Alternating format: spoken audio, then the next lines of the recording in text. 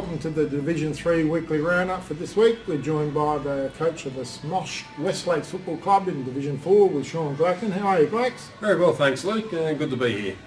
Of course it is, mate. 3 wins in a row. Yes, yeah. I can say that with a smile on my face, but it was after Norton 3, it's good to get a few on the trot. On the trot. We'll get straight into it then. For Division 3, Flinders Park 9-13-67.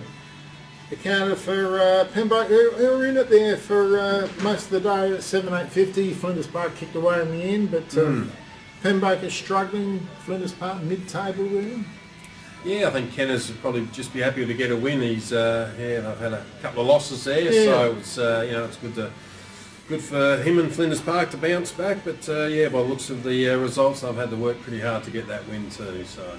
Yeah, well, they were 7 points down at three-quarter time, and probably Kenners was thinking, oh no, and, but they've come storming home and kicked 4 goals, 6 in the last quarter. Probably could have kicked a bit more accurately and put a little bit less nerves in Kenners, but well done. Yeah, no, well done. Pembroke best players, goal kickers, mate? Yeah, best players for Pembroke, M. Kerno, Webster, Forster, Breeder and Jarvis were their better players. Goal kickers, T. Evans with 4, Worrell 2 and Webster with 1. Flinders Park is committed. Gianni kicked 3, Miller kicked 2. Blythe, didn't he live with you there for a while? His brother, Curtis did, but played a bit of cricket over at Port Vic with Daniel. He's a good lad, Rogers and Starkey, Trelaw. Better players were Wilson, Daniel Blythe, Morrell back there, Hamstrings Morrell, and West and Yanaku. Well done. Oh gee, that's English with Luke. It's a tough one. But well done to Flinders Park. Morphettville Park travelling just nicely at the moment down there at KELLETT RESERVE, and there was 17-18, 120. Easily accounted for Walkerville with 7-6-48 Weeds mob, and there's a 72-point margin there to the Roos. Yes, a little bit surprising there. We played Morphettville Park in a trial game, and I know it was only a trial game, and they certainly looked the goods. But Walkerville just struggling a bit at the moment. But I'm sure Weeds will didn't have a goal at half time. Yes, I think they might be wearing it on the track a little bit this week. But 9-9-63 to 3 points at half time, and only 2 goals at three-quarter time. A little bit of respectability in the last quarter, kicking 5. So a lot of work to be done out there at the Cats by the looks.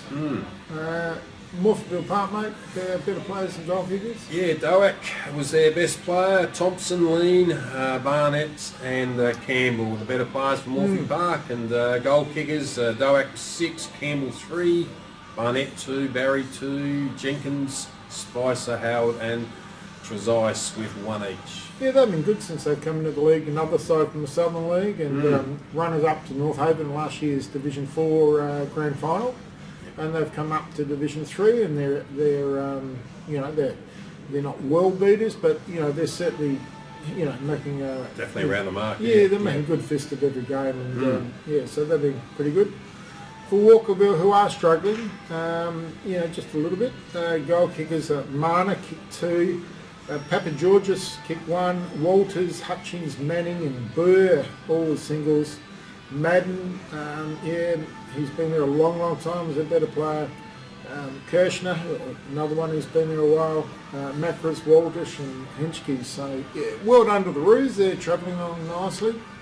The match of the round was down at North Haven, where Mark Tyler coached North Haven.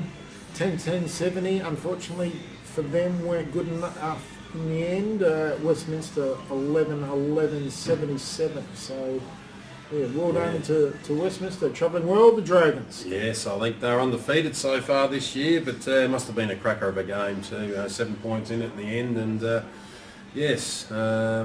a great win by Westminster to beat North Haven down there. It's always a tough gig, and better players for North Haven, Hinsley, Davern CSC, Cochrane, Pedersen and Manane were the better players. Goal kickers, Kokiharo with 3, Cohen Matner with 2, Kiros, Merritt, Pedersen, Cochrane and Lipson with 1 each. Yeah, Chrissy Lipson. Don't see Tommy Lipson in there. So yeah, a few names. Yeah, he lost Cohen Matner from. He went back there. Yes, went back to North. It's yeah, a bit of a loss for us. He certainly enjoyed his footy out at Smosh, but yeah, just wanted to be a little bit closer to home. Closer to home. Yeah. I think he lives in a stone's throw from the Oval. Yeah, just so down there at Taparoo. with the newborn, it's it makes it a little bit easier at home. Yeah, and with his job obviously in the police force there. Yeah. And, yeah, so Westminster, Nick Leck kicked 3. Good young player, was on Glenelg's list there, come from Mitchell Park. Rushby kicked 2, Steer kicked 2, is that Jared Shattuck kicked 2. Foster and Fisher, better players, Shattuck, Head, Hode, Leck, Marsh and Goods. So they are looking the goods at the moment. Travelling nicely, yeah. Travelling nicely at the Dragons, and they could be heading to Division 2. Local derby, mate, down there at Big Al's car park. Yes, that's it. Seaton Ramblers, 11-14. We both had a bit of time there at Seaton. That's right, yeah. 11-14-80. Portland had a bit of time there, 8-8-56. So a good win to Seaton.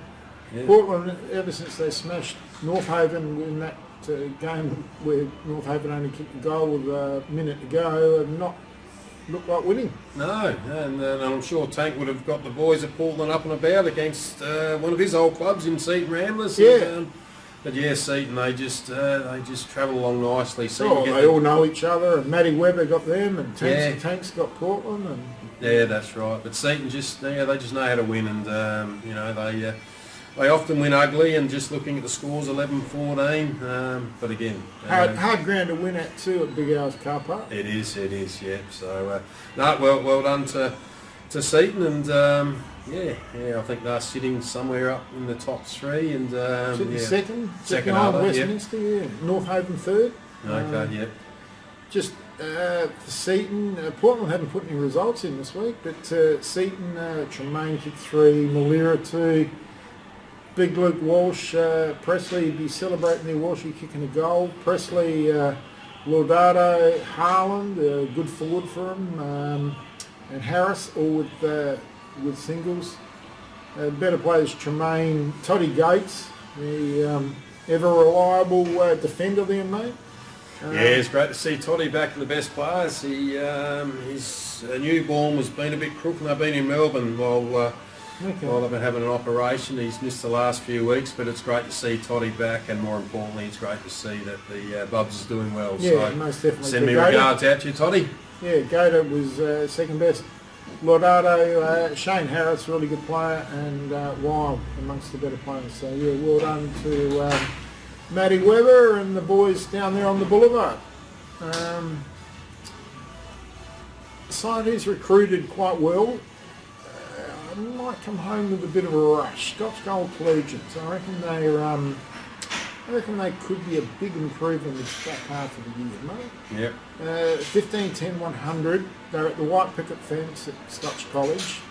Took on Plympton, 11-11-77. So it's a good win over a pretty good opponent. And, definitely, yeah. Plympton are always around the mark, and Scotch coming down from Div 2, but. I reckon they could be the big improver, Scotch, in the back half of the year in this division. Better players and goal kickers, mate, for Scotch? For Scotch, we'll go through their better players first. Jay Farrow was their best. M. Campbell, Jolly, Durden and Rolfe were their better players and goal kickers. Durden with 5, Johnson with 4, Fuss with 2, Jolly, Rolfe, Marson and Farrow all with 1 each.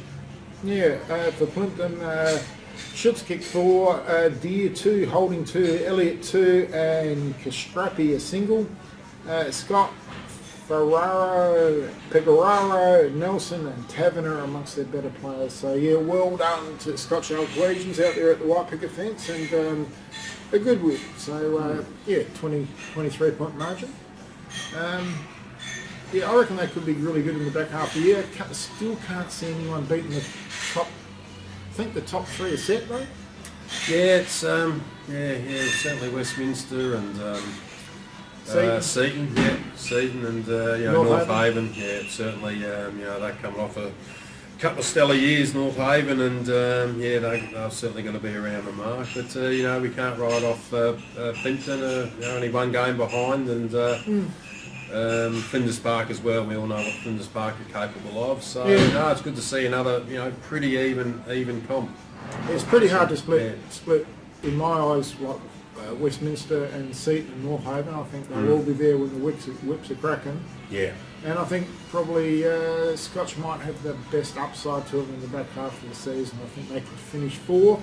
Yeah. And then maybe Morphettville Park, Flinders Park and Plympton fighting out 5th spot. That would be just a summary. And then, Pembroke I would think are nearly in Division 4 already, because they're just losing and the percentages taking a hammering. And that last spot up for grabs is between Portland and Walkerville, and certainly Portland's percentage 15%. That's another game, so obviously that's huge. So they're Walkerville probably in the ones in not looking so good out of that, but it's only early days. That's right. Yeah, we're only one third of the way through, and I'm sure there'll be a few new players coming to some clubs before the June 30 cut-off. So.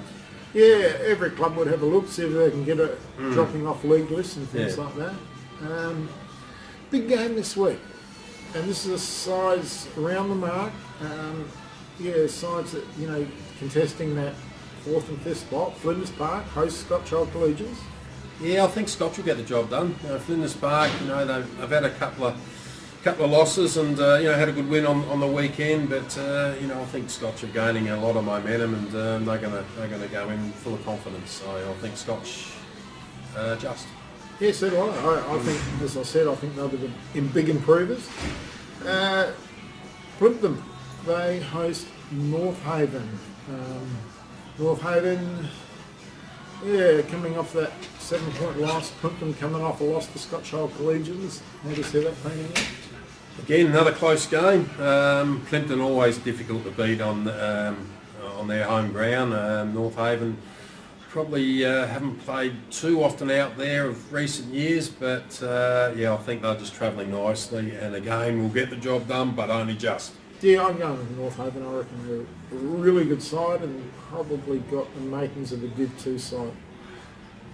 We travel down here to the Thunderdome at Port Reserve, and this is a game that Portland want to play finals and certainly want to stay well ahead of Walkerville in that relegation race. They have to win. They're playing Pembroke OS and should win. If there's a little bit of breeze running around down there, it's always a tricky place to play, and I would have thought Portland would have ticked this box, and I think they'll get the win. I'm with you too, Luke. I think Portland will get the boys up this week, and I think they'll get the job done against Pembroke. Yeah, tough ask for Pembroke this week, coming down here to the Thunderdome. Can be a little bit inhospitable to visiting sides. Big game coming up here, Westminster OS against Morphettville Park. Yeah, I think Westminster 6-zip on their home ground. That's small ground, and they play their home ground well, and I think Morphettville Park are going to put up a good show. Only a tiny little ground there at Glandor. It is, yes, but never been to Morphettville Park, so there's quite a small oval as well. So and they haven't got too far to travel. So, I think Westminster going along nicely will get the bacon. Talking about clubs with small ovals, we've got Walkerville at Smith Street at Walkerville Recreation Ground, and they host Seaton Ramblers, who play on an equally small oval. So I can't see anyone else but Seaton winning this. Yeah, no, that's right. I think Walkerville on their home ground will be fired up after a big loss last week, and they'll acquit themselves well. But I can't see Seaton losing this one. No, I can see a big margin, e.g. 10 or 12 goals to the good of the Matty Webber coach boys on the boulevard. All right, thank you very much, and we'll see you next week. Thank you.